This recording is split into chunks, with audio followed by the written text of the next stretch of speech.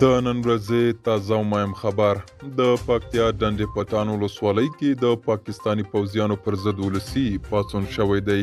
سلام، وخت بخیر. که غواړئ پوه شئ ویډیو تر پایه وګورئ او که تر اوسه پورې مو پښتو پلس یوټیوب چینل نه وي سبسکرایب کړی هم دا اوس یې سبسکرایب کړئ تر څو نوي او تازه معلومات تر تاسو در ورسیږي. له پاکستان سره د پکتیا په ډنډې پټان ولسوالۍ کې فرضي کرښې ته څیرمه د طالبانو او پاکستاني پولیساتو ترمنځ که څه هم جګړه درېدلې، خو د ډنډې پټان او څمکنۍ ولسوالیو لسګونه ځوانانو له افغان خاورې د ساتنې په موخه ولسي پاڅون کړی دی. ډنډې پټان له پاکستان سره ډیورن فرضي کرښې ته څیرمه ولسوالۍ ده چې نن سهار سې شنبې د لیندۍ په لومړۍ نیټه د دغې او څمکنۍ ولسوالۍ اوسېدونکو له افغان خاورې د دفاع لپاره ولسي پاڅون کړی دی.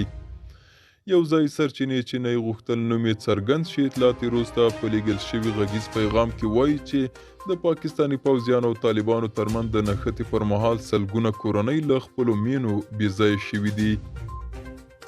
په همدې حال کې د څمکنۍ ولسوالۍ اوسېدونکي بلال نسیم اطلاعات وروسته وویل چې نن سهار له شهرنو بازار څخه تر 100 ډیر پیک اپ موټر چې له ځوانانو بارو د ډنډې پټان ولسوالۍ پر لور یې حرکت وکړ او غوښتل چې د پاکستاني پوځیانو د تیري په وړاندې مقاومت ترسره کړي.